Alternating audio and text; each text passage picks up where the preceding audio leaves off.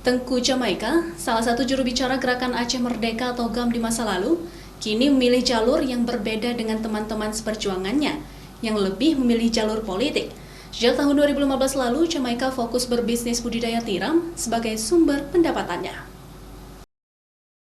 Berawal dari keprihatinan melihat warga di pesisir kota Banda Aceh yang rela masuk ke air dari pagi hingga sore untuk mencari tiram dan kemudian dijual sebagai sumber ekonomi, Tengku Jamaika melihat peluang dari ban bekas sebagai salah satu wadah untuk membudidayakan tiram, sehingga dapat dipanen dengan lebih mudah. Sejak 2015 tersebut, Jamaika terus mencoba melakukan budidaya tiram, meskipun sempat mengalami pasang surut dalam proses budidaya tiram, baik gagal panen hingga harga yang tidak sesuai di pasaran. Menurutnya, bila masyarakat masih mengandalkan tiram yang tersedia dari alam, selain jumlah produksinya terbatas dan pemasarannya hanya sebatas kebutuhan domestik, bahkan kerap tidak mencukupi, karena sejak bayi tiram sudah diambil oleh petani tiram. Sehingga budidaya diperlukan untuk meningkatkan kualitas kerang dan ukurannya, sehingga kerang juga bisa diekspor ke pasar luar. Di keramba miliknya, ada sejumlah jenis kerang yang dibudidayakan Jamaika yang menurutnya memiliki nilai pasar tinggi, seperti kerang hijau, kerang tiram, yang harganya bisa mencapai puluhan hingga ratusan ribu per kilogramnya. Kalau lokal, saya jual di sini lokal harganya masih kita anggap murah, 200.000 per kilo.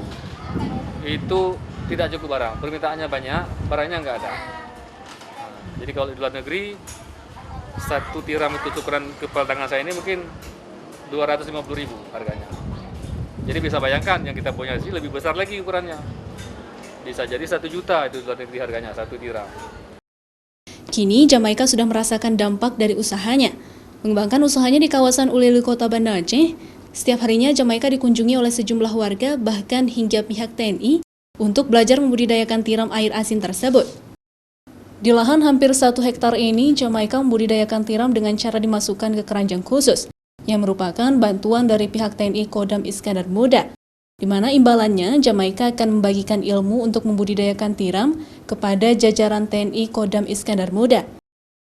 Potensi kelautan Aceh ini sangat besar karena sepanjang garis pantau atau pulau ini penuh dengan laut.